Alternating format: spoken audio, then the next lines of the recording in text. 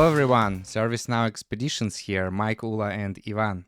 In our last video, we decided that we are going to improve the experience of our application by introducing workspaces. And after a while, we decided that this technology should remain with our ship. So guys, what are we going to do today? Since we have finalized this project workspace into our ship, we need to combine it into one integrated part. So we have now two different branches, one with the workspace and one with main branch. So let's combine them together. All right.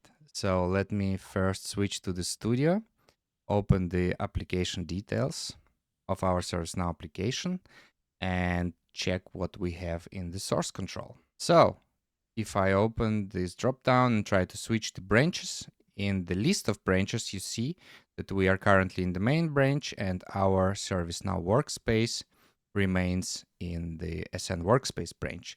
So how can we make sure that it is merged into the main branch? Yeah, in GitHub, this is called merging. We merge two branches, and there is no individual option, no button to do this. And all the users who are familiar with the ServiceNow Hacktoberfest know that we have to create a so-called pull request.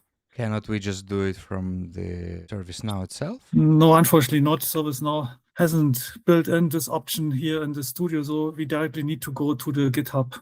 All right, let me switch to my GitHub account and open the repository with the application. Here it is.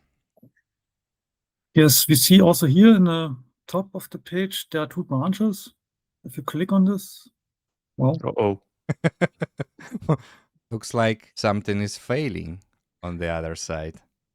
Let me make sure that I can refresh and try again.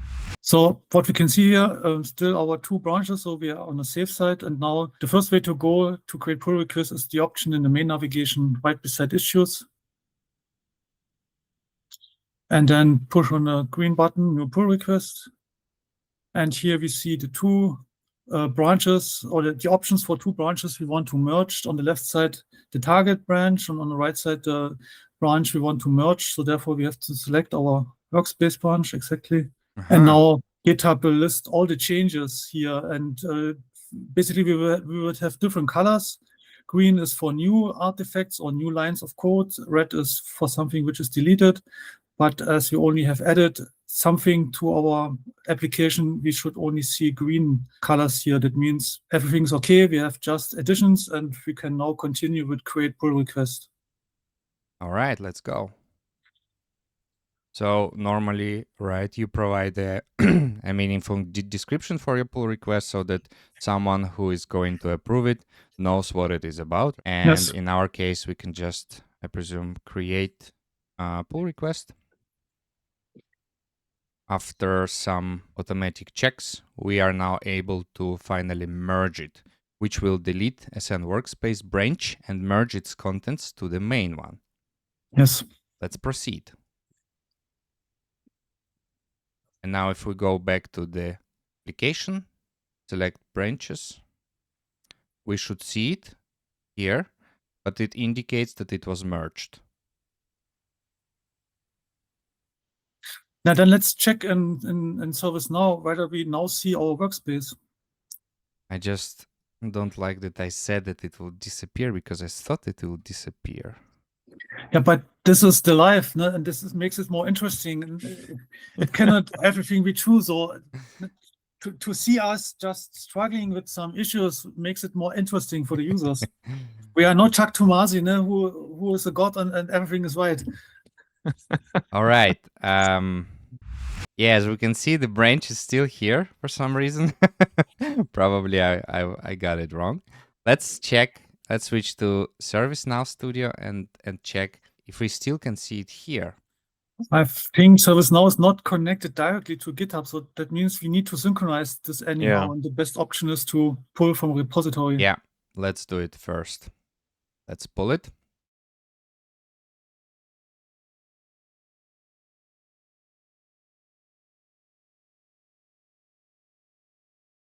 Now let's double check.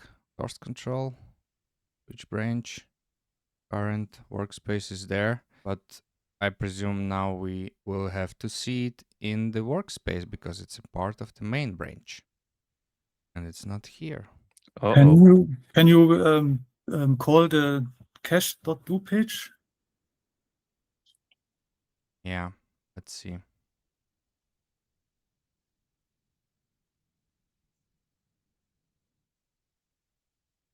Oh yeah, it's now here. Phew. Oh my God, ServiceNow, it'll make me crazy. Cache.do, your best friend, if you are unsure.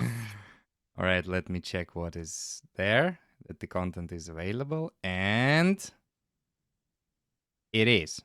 No, basically, we should see a dashboard, right? Yeah, now it's coming. Yeah. All right, guys, this part is done. And with this, we will be also wrapping up the GitHub playlist, I would say, or the series of videos where we discussing on how to work with it. Guys, where do we go from here?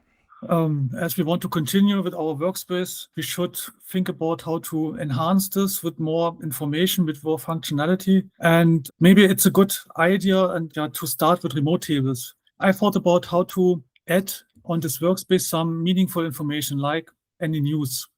We receive from the earth, and we want to display these news on the workspace. Just the teasers, the headlines, and then click on more, and then the target article is opened in another browser. That sounds good. What kind of news are going to display on our dashboard? Yeah, I couldn't find so much, and I decided to start with the ServiceNow developer advocate blog. It's amazing in the community, because then we can always be up to date on the current trends, right? Yes. There's a technology, a pretty old technology, I would say, which is still existing, and it's called the RSS feed. It's a format for delivering news in a XML format. And maybe in the community portal, you find these RSS links always under the options menu. All right, so I need to go here and select subscribe RSS field. I will open it in a new tab so that you can see its content. Here we are. There's the RSS is a standard format, which always looks the same. And the most interesting part here are the items. These reflect the individual teasers. So with the title, with the link, a description, a pub date. Yes, and this is all what we need here for displaying these items on our dashboard. All right, amazing. So which link are we going to use then? The link is here in the link tag below the item tag. All right. And this is the channel. This is the kind of metadata. You see the first item below. This is an individual item, and below this tag you find title, link, and description. And we have to pull this data into ServiceNow, parse this because it's an it's an XML format. It's not JSON. And then extract all this data, and later we need to configure our UI builder to display a kind of list in our dashboard. Okay, so where next?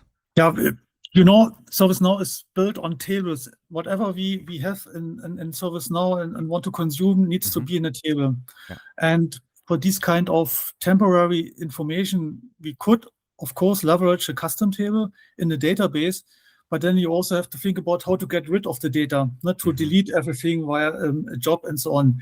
And here we want to leverage a new concept we haven't touched so far. This is called remote tables. Remote tables were introduced, I think, in New York, and it's a kind of virtual table. So this table does not live in a database. It's living in the memory of the application node. Even though it looks like a table, you will not find it in the tables, right? You will find the definition in the list of all the tables, but the data is not physically stored in the database behind. It's only stored in the memory. So therefore, the remote tables also have a restriction, the 1,000 rows per table restriction. It can be extended. We can have a look on this later. And the idea ServiceNow gave us when announcing the remote tables was, for example, pulling weather data. So stored in memory, what does that mean actually? Do we have limitations on how big instance we have, how much remote tables we can use? I think there's no restriction regarding the number of remote tables. Out of the box, ServiceNow ships many of them and is leveraging for their own use. The only restriction I know is the 1,000 rows per table. And of course, there is a restriction because the application server has a restricted or a limited amount of memory. I think it's still the 2 GB. Yeah. And if you pull a lot of data, you can imagine that there is a time when the memory is not sufficient. I've never tried to exceed this and maybe to crash the application node. Maybe someone else of our users can try this and tell us the experiences. But yeah, don't try this at home. Yes, we should keep the data small and simple in remote tables. And yeah, there's a module in the application navigator. Below you will find 2 options, the tables and the definition. Because a remote table consists of 2 parts. The table definition, this is what you are already familiar with if you create a new table in ServiceNow. Give a name, columns, and so on. And the definition explains how to pull the data into the table. It's a script which is writing the data directly into the memory, not into the database via glide record. It's done in a different way. So it would be sorry. So the definition would be similar to a transfer map if you would do as a data source import. I wouldn't say transform map because the transform map is transforming data from source to target. Here it's just another way of writing data into the target table. In a database table, you have a glide record, and then you say .insert. And here it's another API, and you will see it's named add row. That's all. Okay. It's different. Cool. So where do we start first, with table or with the definition? Yeah, first we need a table because the definition record is referencing the table, and I already created the ServiceNow news table. You can search for this. Check. Here we are. Let me open it. So there's one important difference. It is the checkbox remote table in the upper right corner. Yes. This is the indicator for creating a virtual table. It's also set as a virtual table. And then I defined some columns here to store the data, like the title, the publication date, the description, and so on. The tricky part here is the SysID. So you still need a kind of ID for opening the record from the list view. And if you are using internal data, because this is also possible, you can pull data from other tables and recombine them to new rows. This is possible. And in that scenario, I would use any existing SysID from any other table just to have a unique identifier for this record. But users from an external data source don't have a SysID. But I need a stable SysID. Otherwise, ServiceNow is not able to open the record. Why? Because each time it generates the data new if you don't cache. So if I would use this SysID generator API, you know this, then I would have a SysID for the list view. Then I click on this record, and whenever I do this, ServiceNow is pulling again the data into the table, gives another SysID, and then it cannot find it anymore.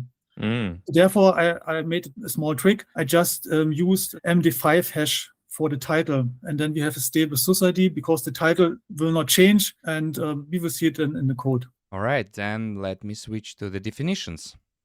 Yeah, I gave the same name. And here is where the magic happens. Exactly. On the top, you see the reference to the table we have created before.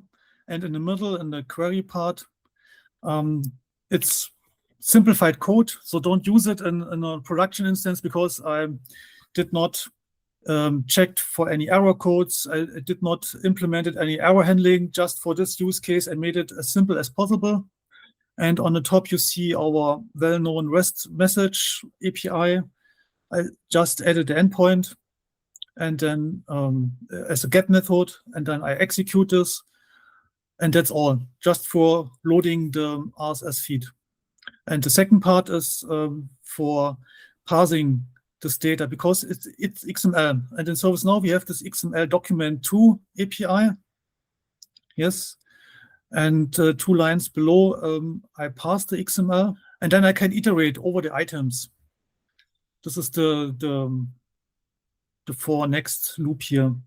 I extract the individual data, and the magic happens in line 26. this vtable. This is an injected variable from the outer side.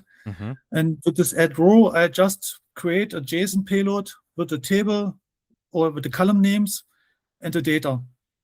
It is that simple. Wow. And in the SysID, you see the trick with creating a so-called MD5 hash out of the title. It's also generating, I think, 42 characters unique identifier at the end. And the rest is just pushing the data into the row and also make sure that a publication date has the right format. And that's it. Now we can open the table. I have forgot to create a module. You can just use the table name. Here, yes, table again. Yes. Now show list. And here we are. Let me reformat it quickly. So, right now we can open one and we'll see the content. Yeah, even the Nice. HTML code is correctly interpreted and rendered. Nice. So if you would change the title, that means it would re-render and make a new record in this case, since you used the title as a creator for the SysID? This is an excellent question. It depends now on how we configured the remote table, because there are some advanced options. I said each time you work with the remote table, it would pull the data again. But from a performance perspective, this is not a good idea. We want basically cache the data. So let's say only load the data one time in an hour. And this can be configured. So if you go back here to the advanced tab, so I left the out-of-the-box configuration for cache.TTL. TTL stands for time to live to 0, but we can increase this here to, let's say, 1 hour, because this is in seconds. And now only one time in an hour it would load the data. And I also changed the cache isolation level to system shared cache, because you can also say cache per user, but this would mean that each user would load the data individually. This makes no sense because the news are the same for all users. So therefore, I decided for a system shared cache. So now when you change the title, nothing should happen. Basically, you don't want to change external data. Yeah. As the cache is filled, the SysID remains stable. You should be able to change the title without any harm. If you're generating a SysID from a title, that means that even if I change this title in an hour, it will be refreshed again, right? Yes, after the cache is invalidated, it should pull the data again, and you should see the original title here. Yeah, amazing. Yeah, remote tables are really an underutilized feature in ServiceNow. It can be used for many different scenarios. For example, you can also pull data from other tables and recombine them to new views which cannot be achieved with the classic database views. And what you also should know, remote tables are exempted. That means they are not counted as custom tables. And this is also a great feature in ServiceNow. They were counted as custom tables when they were introduced, but later ServiceNow decided to exempt them. But that doesn't mean that we all need to now go and move all of our stuff into remote tables. We need to be cautious about this, right? Because it can ruin your instance. Yes. Yeah. Due to the memory restriction and also to the limitation of 1,000 rows per table.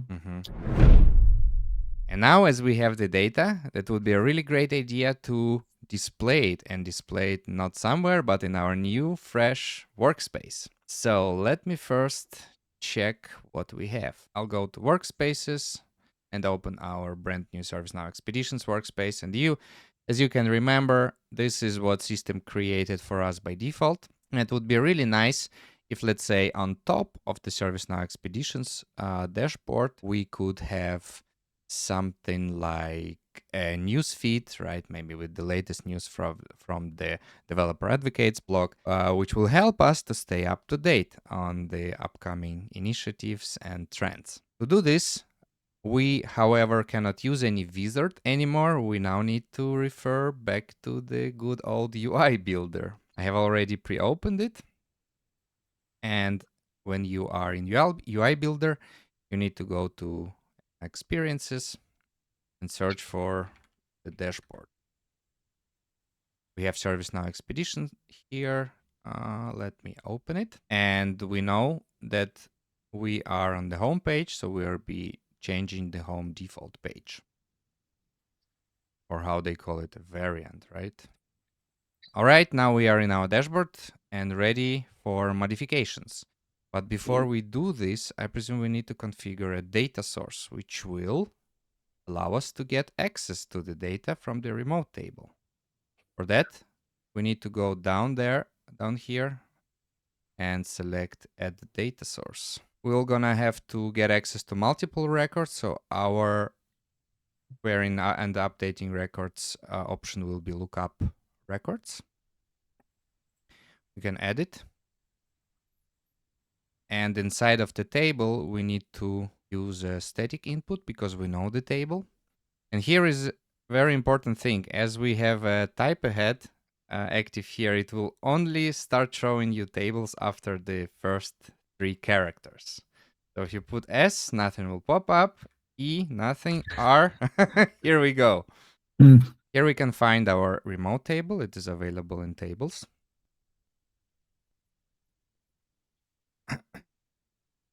Now we need to add fields that we want to return. Will be a title, description, link, and publication date. Or do we need link actually? Don't think so. I don't know. Yeah, let's keep it out.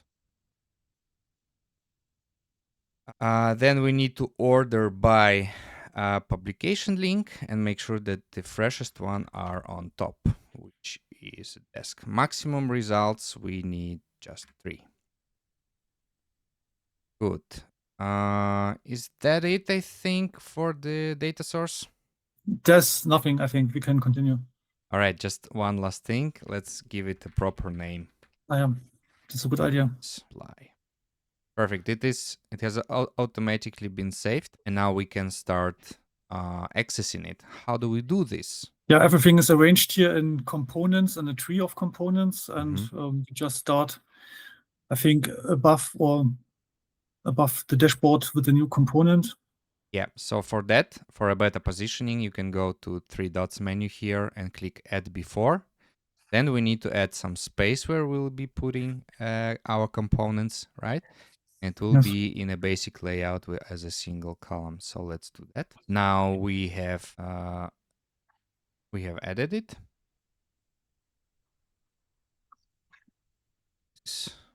Where do I see this huge gap? So much empty space. All right, then I can start adding content. And first of all, I need to find a card-based container, because we are going to be constructing cards which will represent the newsfeed. Exactly. Yeah. Now in the card-based container, we first need to get a header, right? No, I think we need a kind of repeater. No? We want to iterate. Oh, yes, of course. Yeah, because we have multiple results, right? As you remember, I have selected 3 results will be returned.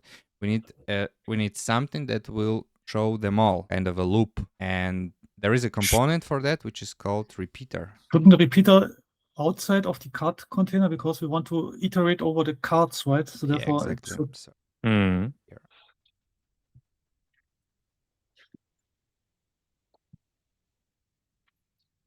One we don't need.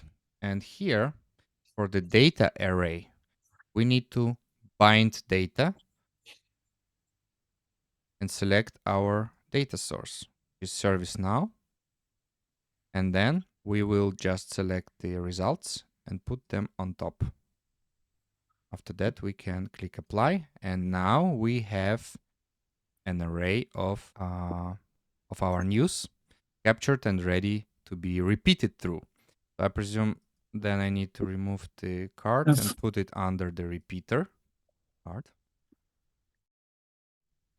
Now let's go to and add the header. Will the card-based header work, or do we need something else?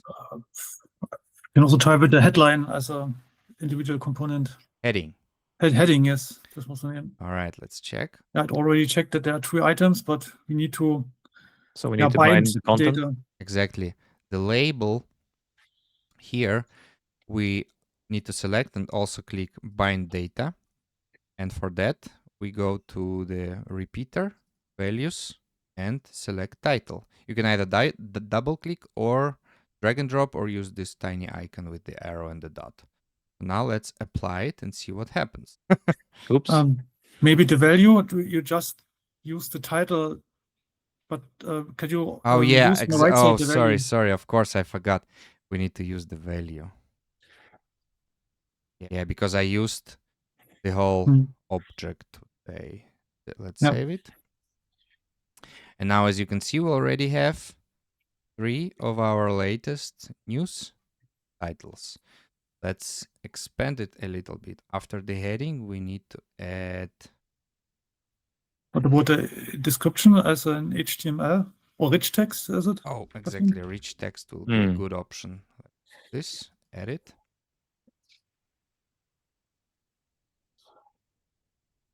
And here, to edit HTML, we also need to bind it. Value, description, and in this case, value. Apply. Wow, something is coming on step by step, thing one after another. So what do we have else? What can we do for the data? Do we have something from the cart? We need any kind of link. We want to click on something so we can... link, of course. I decided that we will not include links, so let me go back to the data source and make sure that return fields also includes link. Let me put it here. Yeah. Now let's save it. Let it refresh itself. And after a rich text, we can add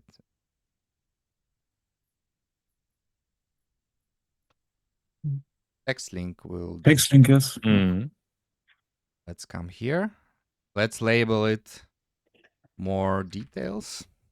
And to the link, we can bind it again to repeater, value, link, and value. I mean, after this session, I think I'm pretty professional in terms of UI builder and can put it on my CV or even in a title on LinkedIn. Congrats. The ultimate certified UI builder. Great. I have already saved it. Should we check and test it on the main page? We also have a preview option here in the UI builder on the upper right corner. Oh, exactly. Sorry, yes. But first, before we preview, I need to check the link and make sure that it will open in in a new window. Otherwise, it will fail. Let's save, preview. And now we see a great news line on the top. I mean, great. It's a relative term, right? However, we have just touched the technical option and we have not yet even scratched the design of the whole thing, right? It's maybe for our users to share with us how could they design this whole thing and maybe the best design achievements in the workspace. We would be really glad to see and maybe even highlight some of them. But let's check if the link works. Let me click on it. I'm jumping somewhere and my God, I'm in the developer advocate block. Great. Australia is coming. Exactly. Yep. Everything is now working in our developed addition to our workspace. Where would we go from here then, or what would we suggest to our community? Yeah, it's the easiest use case we could find because we were asked, can you showcase something with the UI builder? And now we did it. If you want to continue, if you want to dig deeper, then use and read all the materials which are created by ServiceNow, the ServiceNow developers, advocates. There are many videos out there, many articles. Just tell us what you have built and we are happy to share this. Well, guys, that's it for today's session. We hope you found it useful. I would say, just to highlight or quickly wrap up, the key takeaways from today is that remember how you can use merging in a GitHub to make sure that your different branches become a part of the main branch. The next thing is remote tables, very powerful feature provided by ServiceNow without impacting custom tables counter, right? However, you always need to be aware of the limitation it has and use it consciously, because it might impact the performance and the health of your instance. And of course, if you want to simply showcase or use some of the data from a remote table or any other table, you can use UI Builder, modify your workspaces, and follow our simple example to, let's say, get you started or maybe acquainted with the basics of technology. However, we encourage you to go deeper, to investigate the design options, to make it look better, to improve the buy-in of the potential end users and customers, right? And don't forget to share it with us in the comments. And with all that being said, we wish you a great day, and we'll see you in our next expeditions. Bye-bye. Bye. Bye-bye.